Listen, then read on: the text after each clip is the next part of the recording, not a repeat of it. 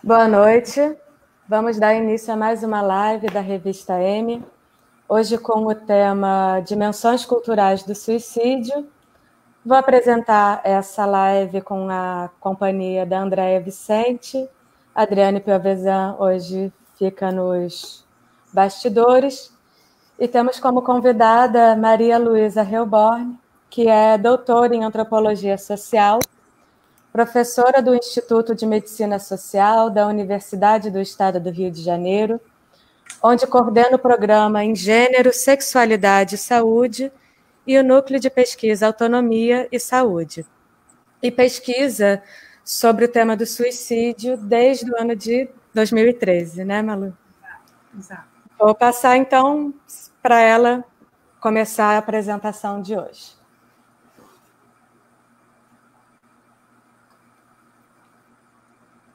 Então, boa noite. Não sei se todos estão a par, mas setembro é chamado de Setembro Amarelo na área mais ampla da área da saúde, devido a ser um mês dedicado à prevenção do suicídio. A minha ideia hoje não é propriamente falar da questão da prevenção do suicídio, ainda que seja um tema de suma importância, mas tratar das dimensões culturais desse fato social. Uma das questões que é importante estar em mente, ter em mente o lugar, a famosa frase do lugar da fala, é que, sendo uma antropóloga, né, a antropologia tem um compromisso de ser uma disciplina social que busca estranhar os fatos sociais. Estranhar significa distanciar-se para adquirir uma perspectiva crítica e tentar entender aqueles fatos segundo a lógica de um determinado grupo. E do ponto de vista de trabalhar como antropóloga na área da saúde, a minha preocupação ao estudar o suicídio é buscar uma despatologização do fenômeno e, sobretudo, daquilo que é mais tratado, porque os suicídios, quando eles são consumados, o que fica são o que a Organização Mundial de Saúde denomina de sobreviventes, que é um termo que vem do inglês, chamado survivors, e que é uma tradução muito inoportuna para a nossa língua, e hoje em dia se usa a expressão, quem trabalha na área de prevenção do suicídio, usa a expressão chamada sobreviventes enlutados, que são, do ponto de vista de uma antropóloga, não são pessoas sobreviventes, não são sobreviventes de um desastre, eles são afetados por uma morte, que é uma morte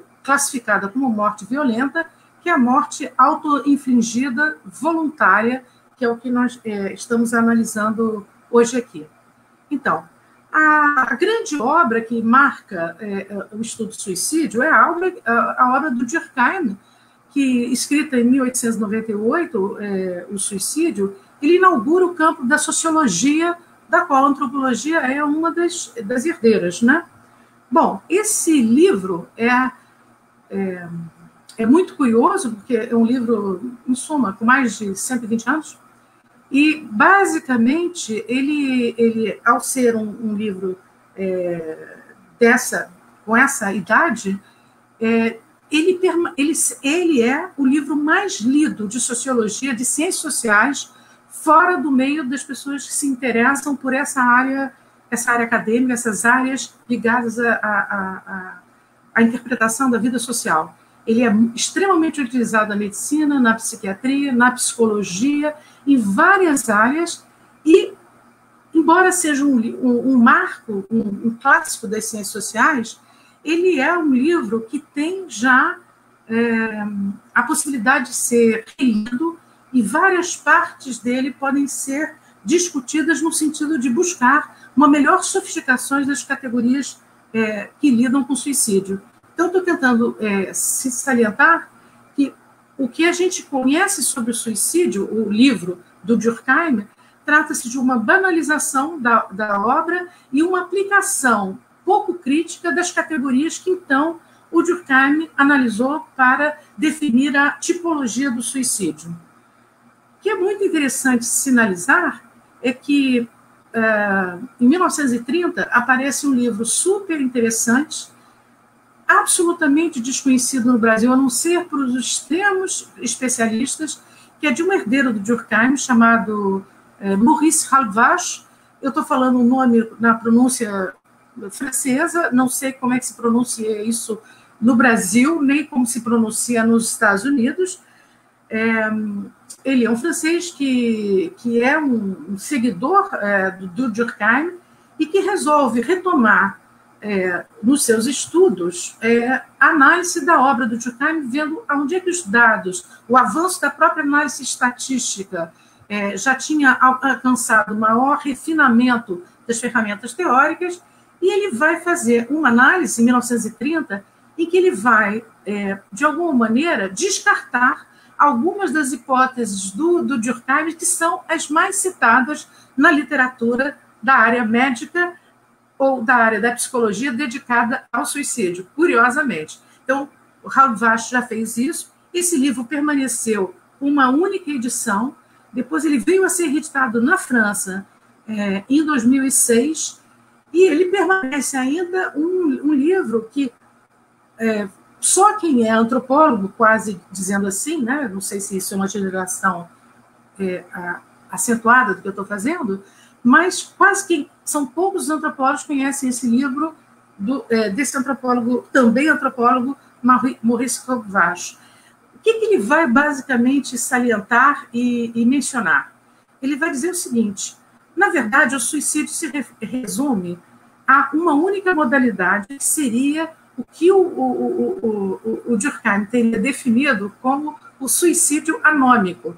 Os outros fatos, tipo o suicídio altruísta, que é outra das categorias, o suicídio egoísta, todas as demais categorias do Durkheim, que são basicamente 4, elas desapareceriam a partir da análise de dados de outras sociedades. O suicídio dito altruísta, na verdade, se trata de um conceito fundamental em antropologia, que é o conceito de sacrifício, né? E só para ter uma ilustração, o que pode ser um sacrifício humano? O primeiro exemplo que sempre me ocorre é daquele rebelde na China, que quando há a ocupação das praças, da Praça Celestial, ele vai e se coloca na frente de um tanque, e literalmente o tanque passa sobre ele, e ali ele morre. Ele morre, mas ele suicidou-se, ou ele fez um sacrifício em nome de uma causa política. E assim, nós podemos pensar várias outras formas de pensar o suicídio, que é frequentemente associado com uma categoria de estigmatização. E penso eu que uma das coisas boas da gente fazer no Setembro Amarelo, né, que é esse mês dedicado à prevenção do suicídio, é exatamente desestigmatizar, não para o sentido de banalizar a morte voluntária, a morte auto-infligida, mas para torná-la compreensível em outros contextos sociais. Muito bem, voltando à obra do Halbwach, que chama As Causas do Suicídio, né, em que ele retoma a análise do Durkheim, que é essa análise extremamente generalista nesse momento e que permanece sendo reproduzida de maneira um pouco ingênua, né, sem crítica. Uma das coisas que você sempre vai observar é a correlação que o Durkheim estabeleceu entre religião e suicídio. Uma dessas primeiras grandes análises que o Durkheim realiza é dizer que os protestantes, no caso da comparação entre Alemanha e França, que são mormente os dois casos que ele analisa, os dados estatísticos desses dois países, os protestantes suicidavam-se mais do que os católicos. E daí derivou-se uma espécie de explicação de que, em função da religião católica e de haver a ideia em suma, de um paraíso, de um inferno, e de todos os modos de contenção das emoções que o próprio catolicismo propicia. Por exemplo, um dos modos de contenção é através do mecanismo da confissão, por exemplo, coisa que é abolida completamente no protestantismo. Isso seria a explicação dessa relativa proteção dos católicos em relação ao suicídio. O Maurício Halbach vai fazer toda uma análise chamando a atenção de que, na verdade, o elemento isolado da religião não é um elemento causal ou determinante para maior ou menor incidência do suicídio. Na verdade, você tem que relacionar esse fenômeno da religião a outros fenômenos, a outros determinantes sociais, e, por exemplo, um deles é a situação de ser camponês, né, na verdade, viver na área rural, ou ser já uma pessoa cidadina. O estilo de vida urbano vai fazer uma espécie de apaziguamento das crises que são muito frequentes no mundo rural. Então, o mundo rural aparece com dados bem mais significativos de suicídios do que quando você vê relativamente em situações urbanas. Muito bem. O outro elemento que é importante salientar é o que é o montante das pessoas, digamos assim, o que seriam as taxas de suicídio em termos internacionais, né? Uma delas é o seguinte: a cultura não é apenas uma espécie de glacê do bolo que recobre os indivíduos e eles isoladamente entram em estado depressivo e resolvem se matar, né? Acontece que, na verdade, a cultura cria os elementos, os condicionamentos para a fabricação da própria subjetividade e determinados eventos que podem ocorrer na vida de um determinado indivíduo ou de uma determinada pessoa podem levar à hipótese de dar fim à sua própria vida como uma maneira de não enfrentar maiores sofrimentos, né? Então, primeiro caso importante, portanto, a cultura de cada local, não necessariamente nacional, porque não há um padrão nacional, a própria ideia de nação é uma ideia complicada, né? Em muitas sociedades, na brasileira certamente o é. Você consegue perceber que, mesmo com o problema da subnotificação possível dos casos de suicídio, existem determinadas áreas sociais, ou como chamaria um antigo antropólogo, o Franz Boas, de áreas culturais que são mais propensas ao suicídio do que outras áreas. Então, por exemplo, o Brasil está entre os países, por exemplo, de baixas taxas de suicídio, por exemplo, acompanhando, por exemplo, a Itália. E você tem os países nórdicos, mais Dinamarca, Suécia, etc. e tal, e mais Hungria, com altas taxas de suicídio. E como é que se medem essas taxas de suicídio? Essas taxas de suicídio são medidas da seguinte maneira: o cálculo é o número de casos em cada 100 mil pessoas. Então, quando eu digo que o Brasil está num lugar com baixas taxas de suicídio, nós estamos variando entre regiões, porque há variação. No sul do país, há mais incidência de suicídio do que em outras áreas brasileiras. Você tem de 4 a 10 suicídios em 100 mil pessoas, enquanto, no caso que eu acabei de mencionar, dos países eslavos e da Hungria, por exemplo, dos países nórdicos, né, você tem uma taxa que vai de 30 a 40 pessoas sobre 100 mil. Logo, nós estamos falando de percentuais, que eu estou usando aqui, para não falar só literalmente nas taxas, mas percentuais de pessoas que se matam em 100 mil pessoas, né? Bom, o que acontece relativamente às pessoas que... os suicidas a gente não sabe. Às vezes eles deixam testemunhos, cartas, uma explicação, tem uma trajetória de começar a falar na possibilidade de se matar, né? Ou, eventualmente, uma carta na qual, ou um telefonema, hoje em dia, em que ele explica a razão de por que pôs fim à sua vida. Mas, em geral, acaba-se tendo a possibilidade de saber sobre um suicídio, que é onde eu empreendo a minha pesquisa, através daquilo que eu chamo como os afetados por um suicídio, que são parentes, amigos, colegas de trabalho, às vezes alunos, em suma. Nós temos um conjunto de pessoas que podem ser afetadas por um suicídio de uma determinada pessoa. E é óbvio, se essa pessoa for uma pessoa pública, conhecida, ou um astro de rock, ou uma cantora importante, em suma, você acaba conhecendo mais sobre esse fenômeno do que os casos privados, que são mantidos, em geral, em sigilo. Porque ter um episódio de suicídio na trajetória, por exemplo, de uma família, é um elemento de estigmatização dessa família. E é, portanto, que a Organização Mundial de Saúde cria manuais para como lidar com aquilo que ela chama de sobreviventes do suicídio, mas, na verdade, eu acho que o termo mais adequado, e por isso a minha ênfase na abordagem antropológica do fenômeno, e não numa psicológica ou numa psicopatológica, coisas desse nível, é para chamar a atenção dos efeitos da cultura sobre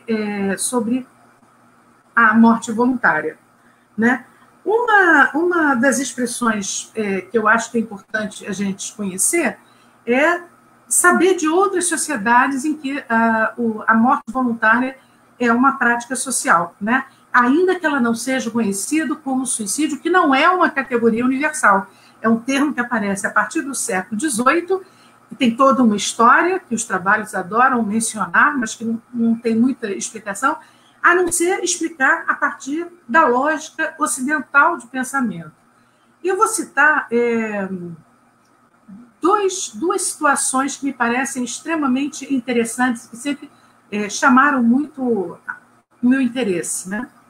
O primeiro deles é de um antropólogo brasileiro chamado João Dalpois, é um artigo. Ele estudou muito tempo uma comunidade indígena chamada Soroahá. Os Soroahá moram no Alto Amazonas, na região de Purus, e eles têm um altíssimo grau de suicídio. É uma saída naquela sociedade o matar-se, e matar-se através do envenenamento por ingestão de um cipó que, ingerido junto com água, mastigado, ingerido com água, provoca o falecimento da pessoa. Né? E o que é mais interessante, os Soroahá, eles têm uma característica que é uma população que, final dos anos 90, estava em torno de 145 pessoas, são comunidades pequenas, né? São sociedades indígenas, estava num processo de aumento demográfico, e eu não tenho a menor ideia, nesse momento, qual é a situação de Soroahá, sobretudo em função da situação dramática que os povos indígenas estão vivendo na situação da pandemia, né? Podendo ser dizimados, né? Fora outras circunstâncias sociais que estão propalando a espécie de decisão final sobre a existência de povos indígenas de outras nações dentro da nação brasileira.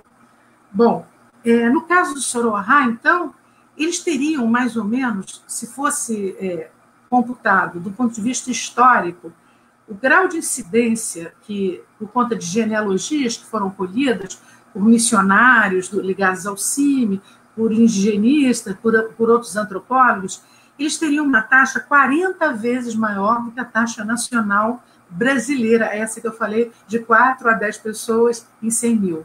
Se você pudesse projetar uma população de 100 mil pessoas por Soroahá, você chegaria a esse cálculo de quase 250 indivíduos que se matam dentro dessa sociedade. Seria absolutamente extraordinário esse fenômeno. E por que os índios, esses índios em especial, essa sociedade indígena, o Soroahá, se matam? Eles se matam porque o ideal de vida é viver na juventude, com disposição e vontade de viver, e com a integridade física plena, quando você pode fazer tudo e não depender de mais ninguém. Então, e é uma sociedade cujas emoções são tratadas de maneira bastante tensas em relação às regras de parentesco entre afins e parentes, e as pessoas, em geral, os Soroahá que se matam, em geral, até os 30 anos de idade. Não é uma crise de adolescência, as meninas se matam bem cedo, logo após a iniciação na vida de identidade de mulher plena a partir da primeira menstruação, e os rapazes, quando adquirem o estatuto social de homens e podem se casar, né? E eles se matam basicamente até os 30 anos. Os suicídios acontecem numa faixa que vai de 12 a 30 anos no máximo, né? Muito bem. Então, é uma sociedade que tem um enaltecimento da morte violenta, da autodestruição, como uma espécie de filosofia de vida, em que essa ideia da autodestruição integra os valores daquela cultura. O segundo caso que eu gostaria de mencionar é o seguinte, dos jainistas na Índia. A Índia é um país extremamente complexo e que produziu 4 grandes religiões, né? O hinduísmo, o budismo, o jainismo e os sikh. Hoje em dia, a composição da Índia, o grupo de muçulmanos é bastante expressivo, e o jainismo representa mais ou menos 5% da população da Índia, mas como a Índia tem 1 bilhão e 300 milhões de pessoas, nós estamos falando de uma quantidade bastante significativa de pessoas, né? 1 bilhão, nós estamos falando de 0,5%, é só fazer a conta e ver que não são poucos os jainistas. E o jainismo tem a ideia, é uma religião de ascese, e que fundamentalmente eles são o equivalente ao que quem conhece a literatura antropológica chamaria de renunciantes do mundo, né? E que buscam um tipo de ascese espiritual em que o fundamental é se desprender do corpo, porque o corpo é o lugar da paixão, dos sentimentos e das emoções, e chegar a realizar, digamos assim, o seu dharma, diferentemente do karma, né? O karma é a vida, o dharma é a vida exclusiva da alma. Então, são pessoas que não sentam no chão sem uma vassourinha para não matar nenhum inseto, eles não matam nenhum tipo de pessoa, mas eles podem se dar a morte, e se dão a morte através de um processo de ascese, que esse processo de ascese é parar de comer e parar de beber água, né? Comer, só que é um ritual coletivo, a família ampara a pessoa que está fazendo essa passagem, que é uma passagem que é deixar de existir nessa vida, porque poderá reencarnar, né? Poderá reencarnar, inclusive como um animal, né? Tem toda uma teoria da reencarnação, mas o que é entendido como um ritual específico, o ritual dessa morte voluntária, é hoje em dia entendido pelo Estado indiano como suicídio. E, portanto, o Estado indiano tenta controlar a manifestação religiosa, que é deixar-se morrer coletivamente, todo mundo assiste, os parentes assistem a pessoa morrer, né? Decide morrer, né? Devidamente instruída por um guru, um líder espiritual que a acompanha ou acompanha nesse percurso, ele escolhe morrer para reencarnar numa outra vez ou simplesmente para realizar o desejo final dessa religião. Então, esses 2 exemplos me parece que são absolutamente contrastivos e podem nos chamar a atenção de que o que a gente acredita, e sobretudo por uma sociedade altamente medicalizada e psicologizada, como é a ocidental, de que nós temos um instinto de sobrevivência, né, que é quase inerente, e alguém que queira dar-se à morte, ele de alguma maneira está em sofrimento psíquico fortíssimo, porque não seria racional querer dar-se à morte. Você tem outras sociedades e outras maneiras de estar no mundo em que dar-se à morte é exatamente a melhor saída. Bom, eu termino por aqui, esperando as perguntas de vocês e, obviamente, sabendo que eu estou indo contra a corrente do que, em geral, as pessoas pensam acerca do suicídio. Obrigada. Obrigada a você, Malu. Eu até, pegando um pouco o que você disse, né, de ir contra a corrente, eu vou até começar, na verdade, com a pergunta do André Luiz Reis Matos, antes de fazer a minha, que acho que a dele tá bom. Pega um pouco o gancho do que você vinha falando, né? Vou ler aqui. Ele coloca assim, Georges Minoir, analisando o suicídio na Idade Média, indica duas faces com relação às penalidades e aceitação. Para os camponeses e os artesãos, o auto-homicídio é visto como uma fuga à miséria e o sofrimento, gesto de fraqueza e inspiração demoníaca. O nobre ou o clérigo, o suicídio é indireto, altruísta, heróico e é em substituição à desonra. Podemos encontrar alguma similaridade com a visão social e cultural do suicídio na atualidade? Não. Esqueci o primeiro nome dele. André Luiz. O André Luiz. André Luiz, você está citando um livro clássico, que é o Minuá, sobre a história do suicídio. De fato, existem exatamente isso que era o meu objetivo nessa fala, né, nessa live, que era exatamente um pouco mexer nas estruturas das convicções comuns do que é um suicídio, né? Então, a gente sabe que o fenômeno muda conforme o tempo histórico e muda conforme a localidade cultural e onde nós estamos inseridos. Então, não é verdade que os pobres se matam aqui apenas para fugir da miséria, né? E que os ricos aqui são vistos como dignos, dignos ou heróicos ao se matarem. Não. Você encontra, de fato, por exemplo, em momentos de crise social e, basicamente, crise econômica, um aumento do suicídio entre os ricos, de fato. Por exemplo, na Grande Depressão de 1929 e 30, você tem um aumento expressivo de suicídios. 2008, na queda da Bolsa de Nova York, também houve a mesma coisa, né?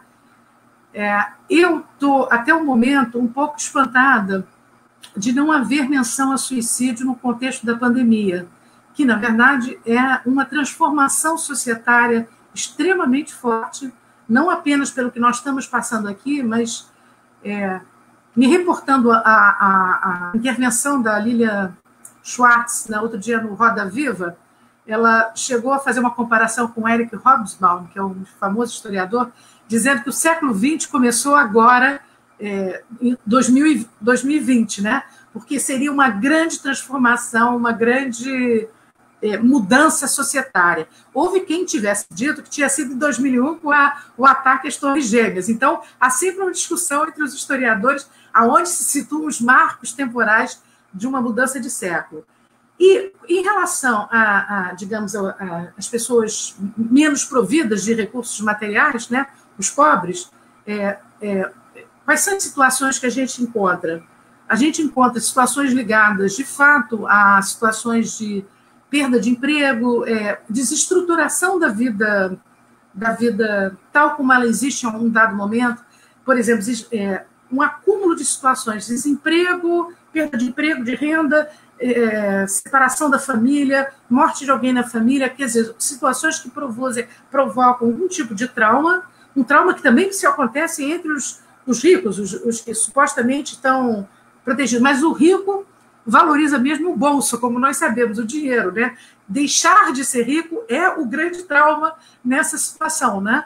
E outras situações você pode ter por perdas afetivas, perdas importantes na sua trajetória de vida. Há sempre fatos detonadores para, no caso do Ocidente, tomar a decisão da morte voluntária, né? Bom, isso pode ser estendido, mas eu tenho que me conter e ouvir outras perguntas. Maria Luísa, é muito interessante, né, a gente pensar essa perspectiva do suicídio em relação ao contexto, em relação ao momento histórico que a gente está vivendo, né, como você veio falando inicialmente, né. Então, eu queria aproveitar e juntar a minha pergunta com a pergunta da Cláudia Rodrigues, que está aqui no chat, né?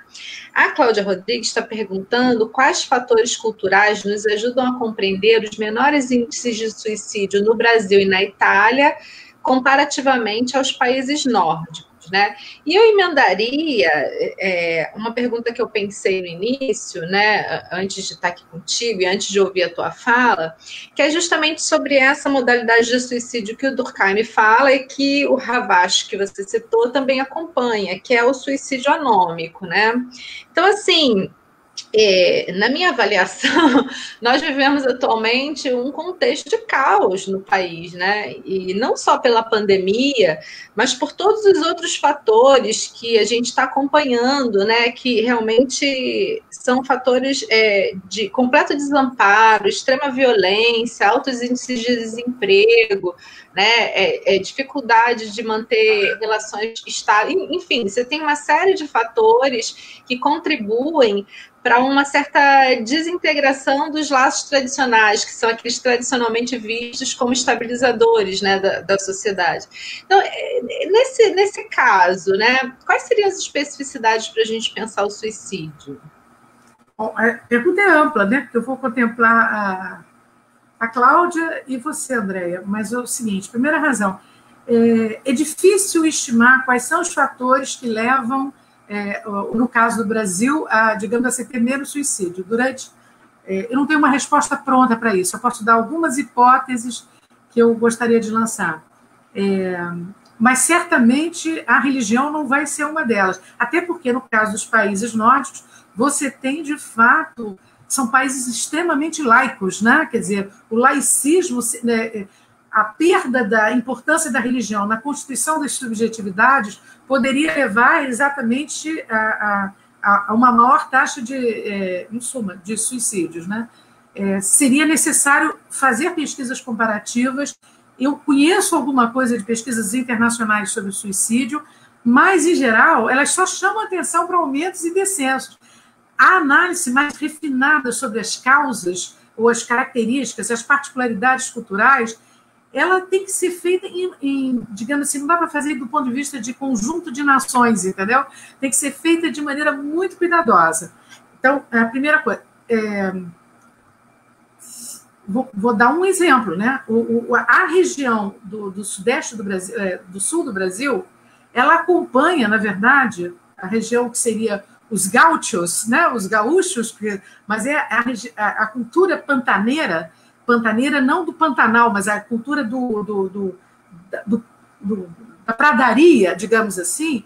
A Argentina e o Uruguai têm taxas muito mais altas enquanto nações do que o Brasil. E, contudo, o Rio Grande do Sul e parte do Paraná acompanham exatamente esse pertencimento histórico a uma cultura gaúcha, a uma cultura que, um artigo clássico sobre isso é um artigo da Undina Leal, como antropóloga do Rio Grande do Sul, que analisa a morte dos vaqueiros, que seriam os cowboys, os nossos cowboys brasileiros, né, que são homens que tocam gado a vida inteira e que são homens solitários, e quando chegam no final das suas trajetórias de vida, estão não conseguindo mais fazer o seu próprio trabalho, que é uma vida solitária, montada sempre num cavalo, perseguindo e tocando os animais.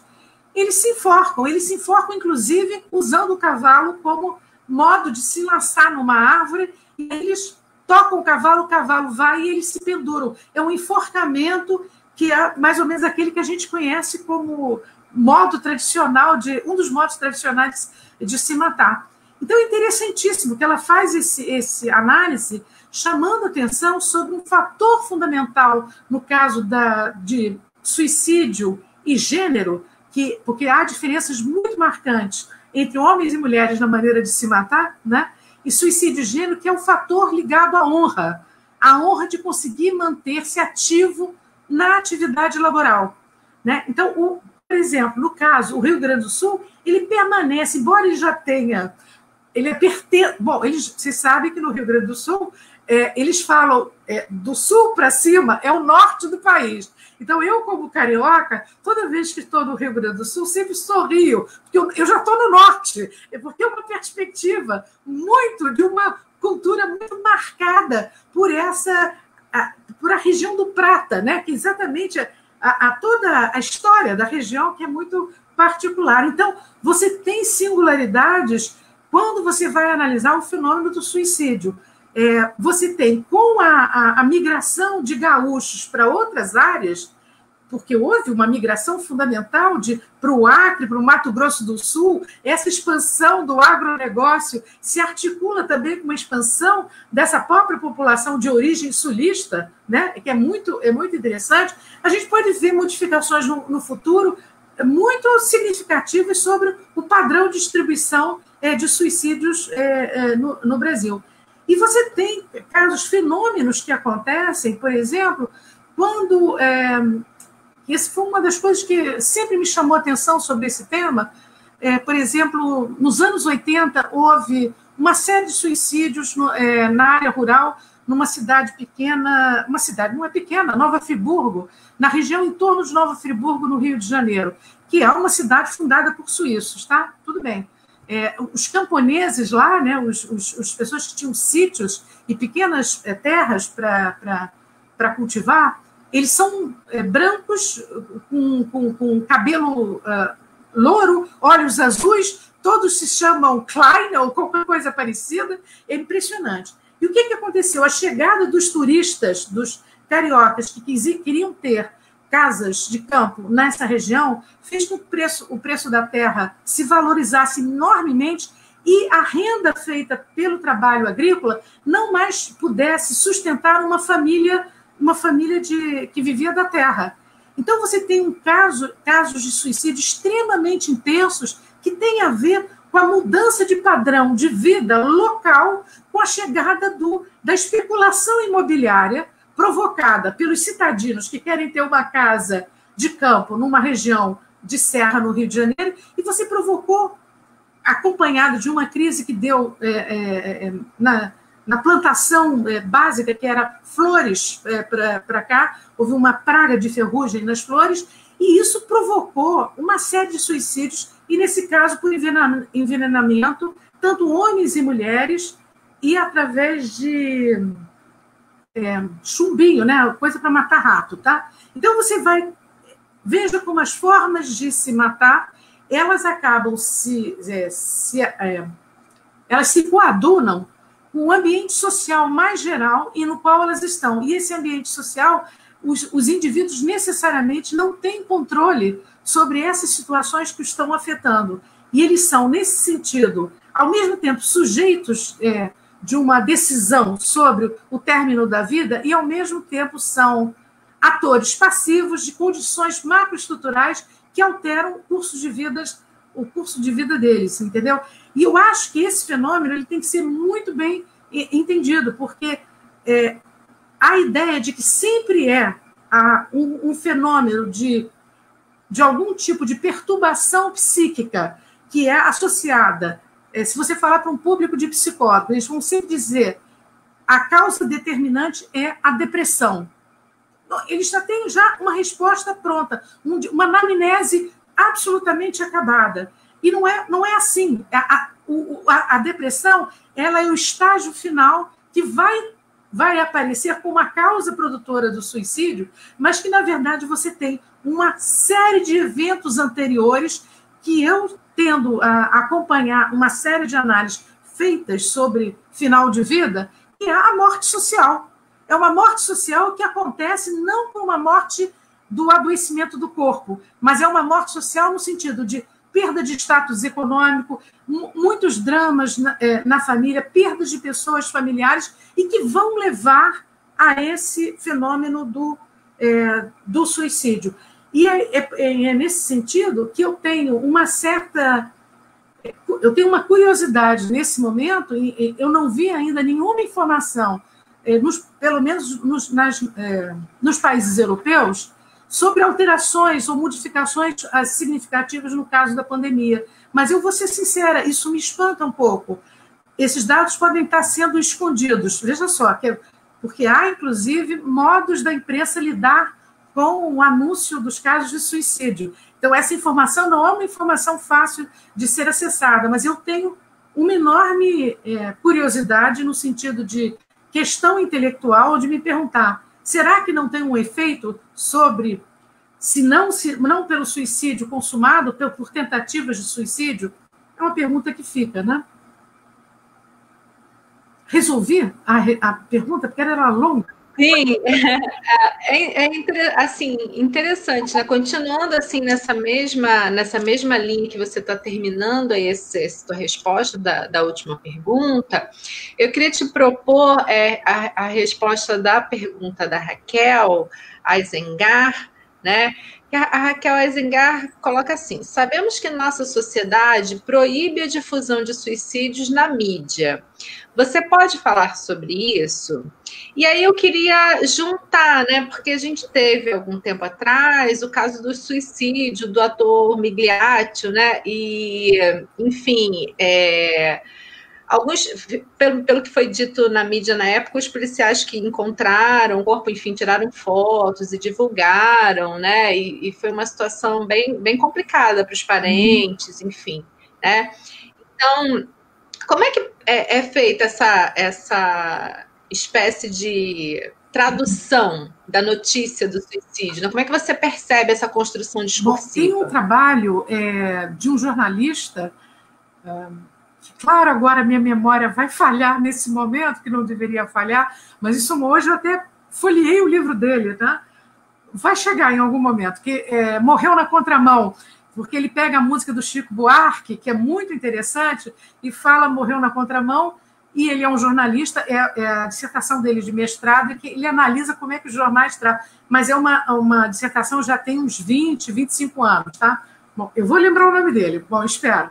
Então, agradeço a Raquel Eisengart a pergunta que está me fazendo, porque ela permite elaborar isso.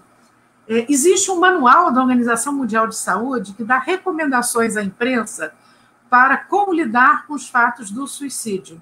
Por exemplo, interdição de fotos da pessoa morta. 2, interdição do endereço da pessoa morta. 3, não dar detalhes mais específicos sobre a vida dessa pessoa. Evidentemente, quando se trata de celebridades, os paparazzis do mundo estão ali loucos para vender notícias. E, obviamente, que toda desgraça vem de notícia. Bom, e eu sempre me pergunto o seguinte, uma das coisas que me chama muito a atenção é porque o suicídio está classificado pela Organização Mundial de Saúde como morte violenta, né? Então, e essa é uma das razões para haver um manual específico de como não difundir as ideias, divulgar as informações sobre o suicídio, para não criar um efeito um efeito Goethe, que é que quando ele escreveu o livro dele sobre o suicídio, em suma, no século XIX, todos os rapazes que não conseguiam se casar e viviam apaixonados se matavam como uma forma de declaração final de amor àquela mulher que eles não conseguiam, no geral, eles não tinham recursos para levar para o casamento, né? Então, eles eram relativamente pobres ao grupo social e se matavam em nome do amor, porque isso é uma das coisas do século XIX, né? E aí eles basicamente ficam buscando, que é o personagem, o Werther, né? O grande personagem suicida da história. Tem vários suicidas na literatura, no cinema, é um material extraordinário para ser investigado. Então, existe essa recomendação para as editorias. O que eu sei é que já conversei com muitas pessoas que se dedicam à área da prevenção, em especial um psiquiatra que eu acho extremamente brilhante, que é o Estelita Lins, e ele me diz que aqui no Brasil se levou muito a sério, muito ao pé da letra, essa recomendação de não divulgar coisas sobre suicídios. E hoje em dia, com as redes sociais, você consegue burlar a notícia impressa, né? Você consegue, de fato, escapar disso, né? Então, você tem toda uma interdição de divulgar as informações, sim. E você tende a disfarçar para não prejudicar, não estigmatizar a família, não estigmatizar a própria pessoa, etc. Tal. Agora, no caso de casos de celebridades, isso é quase impossível de fazer. Ao longo desses anos que eu venho me interessando de modo mais sistemático sobre o tema do suicídio, eu venho colecionando informações da mídia sobre isso, né? O do Google, especificamente, eu não olhei, mas eu não olhei por uma razão muito simples, porque eu resolvi me preservar do acesso à informação jornalística, pelo menos a brasileira, para não sofrer demais com as condições nas quais o país está mergulhado, entendeu? É uma maneira que eu tenho de criar um certo mecanismo de proteção para não sofrer, né? Para não sofrer, literalmente. Então, eu não acompanhei esse caso. Eu agora vou ter que correr atrás com essa informação que me veio, que você está me dando, André, que foi muito explorado. Mas um caso que foi muito interessante, por exemplo, era do ator Robert Williams, que tem um caso super genial. Ele estava num momento em que ele se mata, e aí isso vira um efeito assim absolutamente espetaculoso da mídia, porque mostram a casa, mostram tudo da casa dele, quando ele se enforca na maçaneta de uma porta da casa dele, né? E tem toda uma exploração. E aí, se ele era um deprimido ou não era um deprimido, e tem toda depois uma investigação pós-fato que chegam à conclusão de que o caso dele tinha a ver com ele ter descoberto um avanço mais importante de uma doença degenerativa que tornaria ele completamente inábil para a vida de teatro e de cinema. E ele estava num momento de carreira extremamente bem-sucedido, porque ele estava reeditando um sucesso dele, que era ele se tornar uma babá importante. Era uma babá. Eu vi esse filme, mas eu não lembro mais do nome do filme. E ele estava fazendo shows, assim, pelos Estados Unidos, mais de 500 shows por ano. E era uma coisa impressionante. E aí a descoberta desse desdobramento da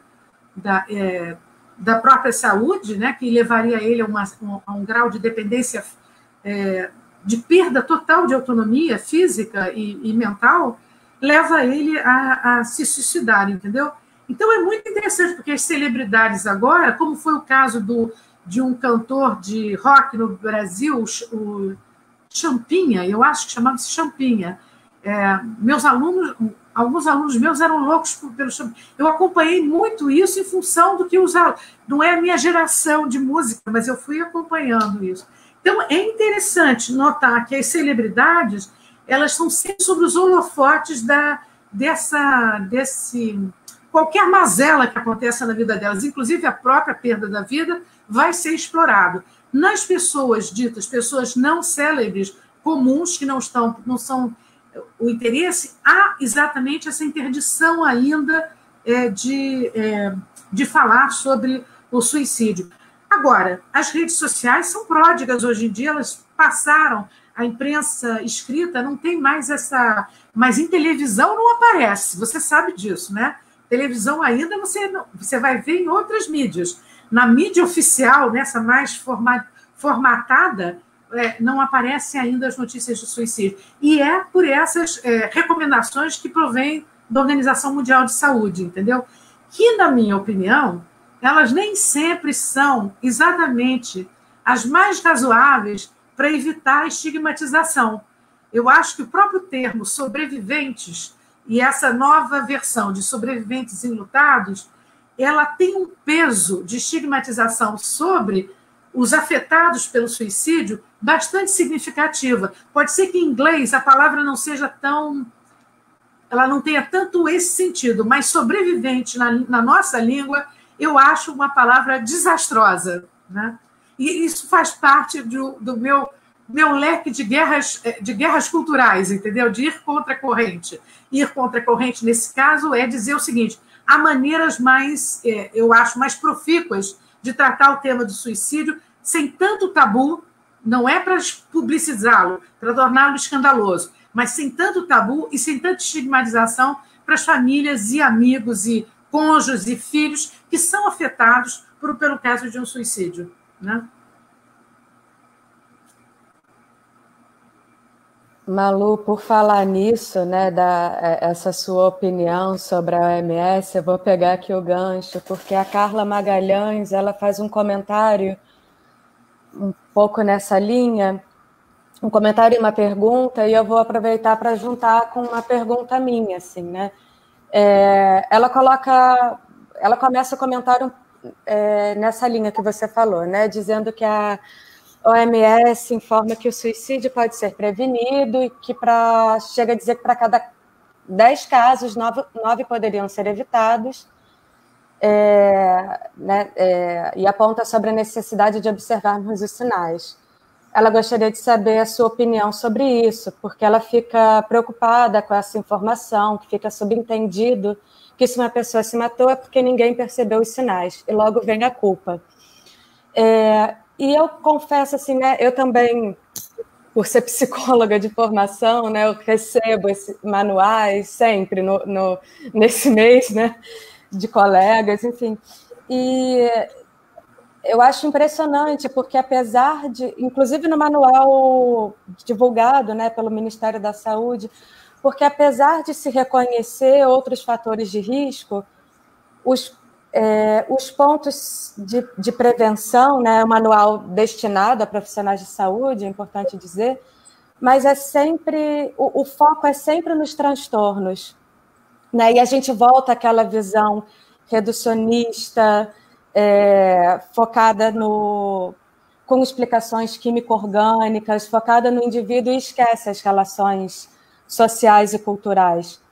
E aí eu fico pensando, né, juntando aqui, pensando um pouco nos manuais, nessa ideia de Setembro Amarelo, como que as ciências sociais, de repente, poderiam ajudar mais diretamente, né, sobre diretrizes, seja para as pessoas, né, com intenção, tentativas de suicídio, mas também para as pessoas afetadas. Você tem alguma... Eu sei que é uma pergunta um pouco aberta, um pouco criativa, mas... Não, mas eu gostei muito dessa sua intervenção e da pessoa que me perguntou se as pessoas têm que ficar atentas aos sintomas, aos sinais que estão indicando. Quais são esses sinais? Esses sinais são sinais ligados, de fato, ao fenômeno geral abarcante da depressão, né? Então, isolamento social, por exemplo, né? Também uma tristeza, porque hoje em dia todo mundo diz eu estou deprimido, ninguém já diz eu estou triste, e a gente pode estar triste, é uma palavra que sumiu do nosso vocabulário, todo mundo já diz que está deprimido, mas assim, então, de fato, você tem uma, digamos assim, a linguagem social, né? Isso é muito importante, eu venho da área da saúde coletiva, quer dizer, eu trabalho nessa área, e a gente sabe de que maneira a linguagem médica e psicológica embrenhou-se na tessitura da nossa maneira de interpretar o mundo.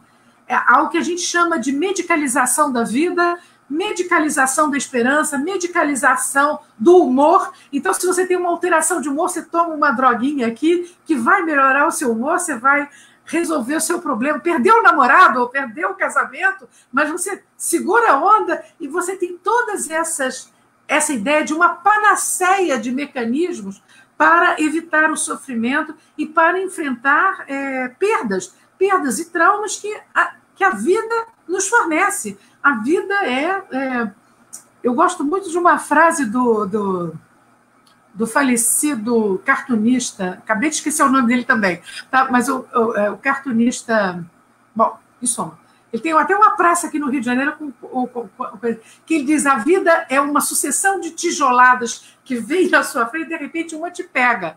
Que é exatamente essa... Ele desenha, ele faz uma... Ele já é falecido, faz uma caricatura e estou lembrando quase o nome dele aqui. Bom, mas em suma...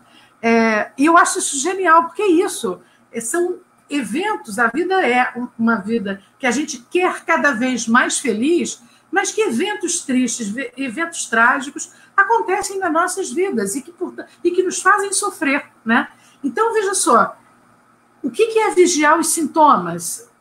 O sofrimento de uma pessoa, vigiar o sofrimento dela, quer dizer, estar atento ao sofrimento dela. É claro que eu vou também, como pessoa, dizer que se você vê alguém em sofrimento, você deve escutá-lo, deve ampará-lo, deve dar algum tipo de força, de ajuda. Que ajuda é essa? E, às vezes, nós somos absolutamente incapazes de oferecer a ajuda acertada, o que pode corrigir o rumo dos acontecimentos.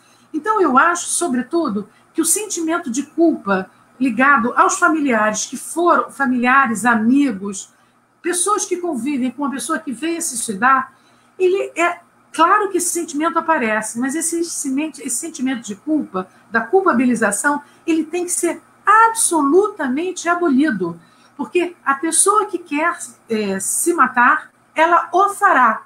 Ela pode querer só chamar a atenção, que são casos das tentativas de suicídio, mas aquele que está definido, aquele ou aquela que está definido, fará de maneira a chegar até o fim da sua trajetória. É claro que você tem casos de pessoas que, de fato, mostram na sua trajetória de vida várias tentativas de suicídio e que são pessoas que, de fato, apresentam casos de transtorno significativos, sejam transtornos de natureza psíquica, psiquiátrica, etc. e tal, sejam associados, por exemplo, ao abuso de álcool, abuso de alguma substância, etc. e tal. Isso existe, esse caso existe e aparece. Os casos que atualmente não são mais chamados de maníacos depressivos, mas que não é necessariamente na fase depressiva que se matam, e sim na fase maníaca, né? Exatamente quando resolvem agir. Então, eu acho que reconhecer uma certa incapacidade de a gente salvar todo mundo é da ordem da condição humana da gente. Eu acho que, portanto, essa é uma das primeiras coisas que eu acho que, ao invés desse tom, você poderia ter salvado alguém, é melhor saber que alguns casos serão... Não é que podemos prevenir pessoas de se matarem. Alguns casos poderão, a pessoa pode, inclusive, procurar e sair da situação.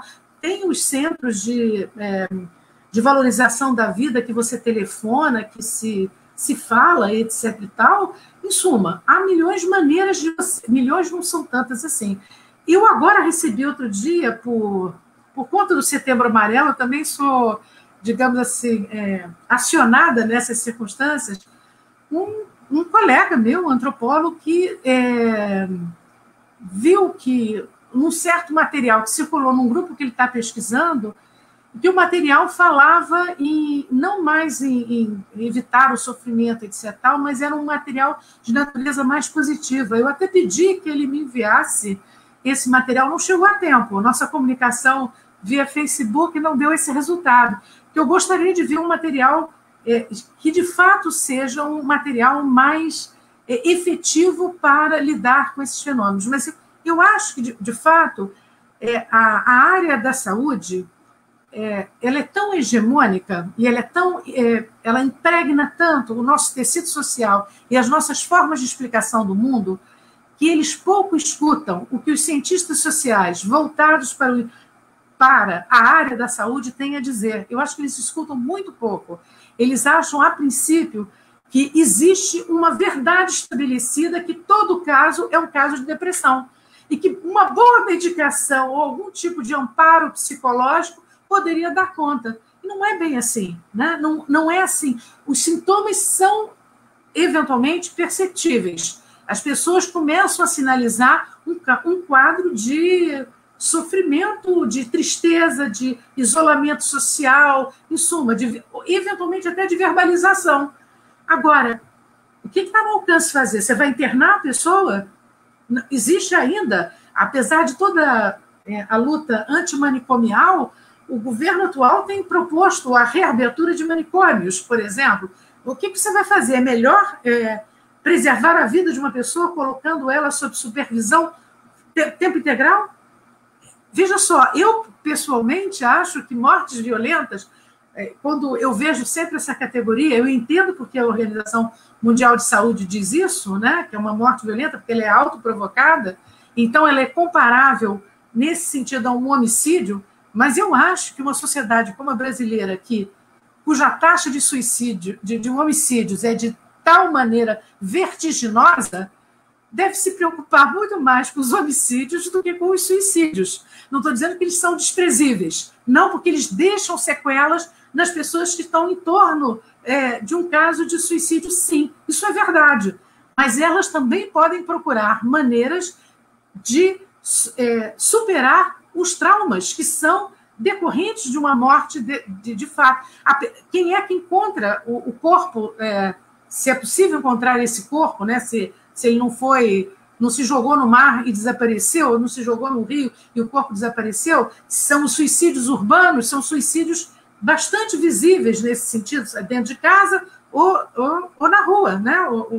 Feito defenestração, por exemplo, da ponte Rio-Niterói, que tem todo um sistema, por exemplo, para prevenir suicídios lá acionado, mas que é fácil, você para um carro, pode vir um carro e bater no seu, e você se joga, você tem morte certa lá. Então, eu só quero chamar a atenção de que tem uma dramatização em uma sociedade, nos materiais produzidos no Brasil para o Brasil, percebe? Numa sociedade que tem tanta banalização da morte, por que não pode tratar e criar formas novas de enfrentar o tema do suicídio de uma maneira que não seja criando mais vitimização para a família das pessoas afetadas, né? Um pouco, essa é sempre a minha... É o meu lado quixotesco na luta contra as categorias médicas que invadem o nosso cotidiano e que é necessário a gente ter em mente que essa manter a postura de estranhamento em relação a essas categorias amplas, explicadoras do mundo social, é a função dos analistas sociais, entendeu? E dos antropólogos em particular, né? Maria Luísa, eu vou fazer uma última pergunta, né? Eu vou acabar juntando com também uma pergunta que o André Luiz Matos faz novamente sobre os suicídios, a aceitação dos suicídios, né? Você já estava falando aí ao longo da sua apresentação, essa estigmatização do suicídio, né? E aí o André está até comentando, né, que, por exemplo, no cristianismo, você tem a ideia de que o suicida ele é condenado na eternidade, enfim, você tem toda uma estigmatização da vivência após a vida dele, né, que perdurará para a eternidade, enfim, tem isso cola com a ideia cristã da eternidade da alma, né? Mas e aí, nesses casos em que uma pessoa tem uma doença sem possibilidade de tratamento, né, sem possibilidades terapêuticas, e que a pessoa resolve, por exemplo, ter um suicídio assistido, né? Como é que fica essa discussão, né? Não sei se você poderia falar um pouco para a gente sobre isso. Eu posso, porque, obviamente, suicídio assistido, quando eu começo a falar que eu estudo suicídio, todo mundo pensa que eu estudo suicídio assistido, né? Então, não é disso que se trata, mas, de qualquer maneira, é claro, essa é uma literatura que me interessa muito, porque, na verdade, se você olhar o caminho digamos, das ditas sociedades ocidentais centrais, no sentido de cada vez mais haver permissivos, seja em relação, que é um tema que eu já estudei, veja só, que é o tema da interrupção de uma gravidez não prevista, né, que é o aborto, e que também a religião aparece como um dos fatos de culpabilização das mulheres que interrompem uma gravidez ainda até a 12ª semana. E eu sou uma pessoa favorável à interrupção voluntária da gravidez, como da interrupção voluntária da vida, né? Nesse sentido, no sentido seja do aborto, seja no caso do suicídio. Eu não vejo, eu tenho uma razão pelo qual eu tenho um núcleo de pesquisadores que estudam isso, autonomia e saúde, né? Porque exatamente vai abarcar o fenômeno do suicídio assistido também, né? Que exatamente o que vale viver, né, pegando a filosofia de vida do Suruahá, né, que eu tinha mencionado, essa sociedade indígena, de que vale viver a vida sem a plenitude que a vida pode te dar. Até que grau você vai viver a sua vida convivendo com deficiências que tolhem uma qualidade de vida. Por exemplo, que é o caso especificamente do ator Valmor Chagas, que ele já estava recluso, ele tinha ficado cego, e já andava de cadeira de roda, estava recluso num sítio no interior do estado de São Paulo. Quando ele fica cego, ele se dá conta de que ele não podia usufruir da atividade que ele mais gostava, que era ler. Então, ele vai, e mesmo já numa cadeira de roda, dependendo, mas ao ficar cego, ele vai e pega uma espingarda e se mata, né? Ele consegue acionar a espingarda e dar um tiro aqui, né? Então, depois, eu acompanhei muito o caso do Valmor Chagas, eu já tinha interesse difuso nesse tema e acompanhei muito o caso da morte dele. E aí tem toda a explicação, sempre esteve deprimido, sempre foi um homem deprimido. Veja só, o sujeito era um ator, era um intelectual das artes, era um intelectual das belas letras. Você imagina ficar cego, que pode ser absolutamente suportável para uma determinada pessoa, porque vai poder ter alguém que leia para ela ou que interprete. Mas imagina um ator que sabe interpretar o próprio texto, né? Perder a capacidade de ler o texto é alguma coisa de intolerável, de um limite do insuportável. Então, eu sou amplamente favorável a, digamos assim, a legalização do suicídio assistido, evidentemente acompanhado de um documento que hoje em dia são coisas já, de alguma maneira, aceitas em diversos países, são as diretivas de vida, né? O testamento vital, que você diz, olha, em determinada ocasião, se eu estiver sem as minhas faculdades mentais, eu não quero ser entubada, por exemplo, né? É o meu caso especificamente, né? E aí todo mundo me dizia, se você pegar Covid, você não quer ser entubada, por exemplo. Agora, os meus amigos que sabem que eu também tenho testamento vital, eu digo, não, eu não quero, né? Veja só, mas é engraçado, porque a pandemia colocou esse assunto em pauta, né? Então, exato, é óbvio que não é dar aos médicos o direito de decidir quem pode ou não pode morrer. Não se trata de novo de se transferir para o médico alguém que vai decidir se você tem capacidade de decidir que quer morrer ou não. Você deve poder solicitar o suicídio assistido naquele momento que você acha que a sua vida perdeu sentido, sem que isso seja qualificado como uma perda de capacidade de raciocínio. Isso, obviamente, será objeto de uma avaliação. Eu não estou dizendo que não, mas não é possível que você não possa tomar essa decisão sobre a vida, quando a vida se tornou um fardo, seja por doenças degenerativas, seja pela perda da cognição, que você não possa decidir sobre isso. A literatura está cheia de histórias e filmes maravilhosos que eu recomendo ver. Amor é um filme extraordinário sobre o caso de um homicídio seguido de um suicídio por parte do cônjuge, né? Que é o encarregado de cuidar. E uma das coisas que me despertou para o estudo do suicídio foi um caso acontecido aqui perto de onde eu moro, em que um casal de idosos tinha supostamente se ejetado da janela. O homem cuidava dessa senhora idosa, né? E ela estava muito comprometida por Alzheimer. E eu suponho que foi um homicídio seguido de suicídio, né? Mas por quê? Porque não saiu nos jornais, saiu uma pequena nota de um casal idoso com duplo suicídio, e aí, como era um lugar relativamente perto de onde eu moro, eu consegui, através de conversando com porteiros, começar a ter acesso às informações que circulavam, deduzindo um pouco onde é que seria o tal lugar que não tinha sido mostrado na notícia de jornal, né?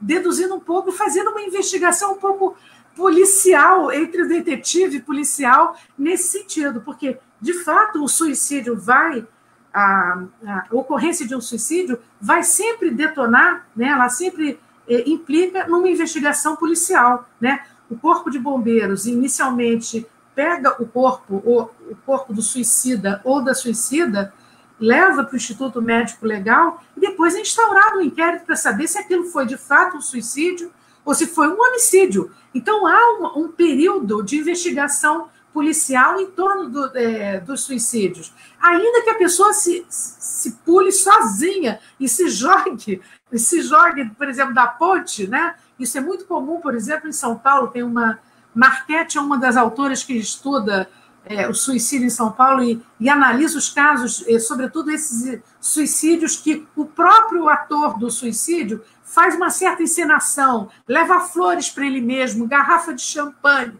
Isso cria uma cena teatral na qual ele embeleza o ato dele de autossacrifício, né?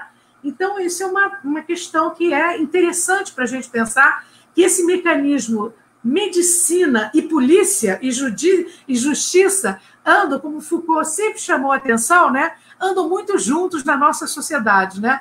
Mas é engraçado que vão ser, especificamente, o que vai chamar a atenção são o caso dos suicídios, ao invés de a gente olhar para os homicídios que são tão funestamente cotidianos no Brasil de hoje, né? Bom, Malu, a gente vai encerrar por aqui. Infelizmente, eu tenho até a impressão... A gente tentou juntar as perguntas, estava um pouco movimentado aqui. Eu até acho que eu fiquei com a impressão de que deixamos alguma ou algumas para trás. Peço desculpas. A gente, aqui no backstage, resolveu deixar passar um tempinho um pouco, mas não podemos ultrapassar. E apesar da movimentação, né, apesar dessa live acabar agora, com toda essa movimentação nos comentários, pedidos para você voltar, inclusive, eu aproveito, o assunto fica por hora encerrado, porque na nossa próxima live a gente volta só no mês que vem, agora a gente vai passar para lives mensais, e no mês que vem a gente vem com o tema de suicídio assistido, com o Marcos Andrade Neves. E aí a gente... Espero ter você conosco aqui também. Essa eu não perco. Eu agradeço imensamente o convite da Revista M. Foi uma grande possibilidade para mim de externar ideias que são pouco convencionais, sobretudo no Setembro Amarelo. Muito obrigada. Eu que agradeço a sua disponibilidade e a sua inspiração na live de hoje. Muito bom ter você com a gente. Muito bom os comentários também. Eu adorei as perguntas. E, bom, ficamos por aqui. Andréia, quer últimos comentários? Sim, agradecer imensamente a maravilhosa oportunidade de ouvir a Maria Luísa Helborn. Nossa, uma aula, assim, um prazer enorme. As pessoas estão aqui falando sensacional, deveria ter outra live com você, e eu concordo, porque, assim, a gente não cansa de te ouvir. Foi muito bom, muito obrigada. Tá? Muito obrigada a todos e a todas também que estiveram aqui com a gente durante esse tempinho. Tchau, boa noite. Boa noite, vou desligar. Tchau. Tchau.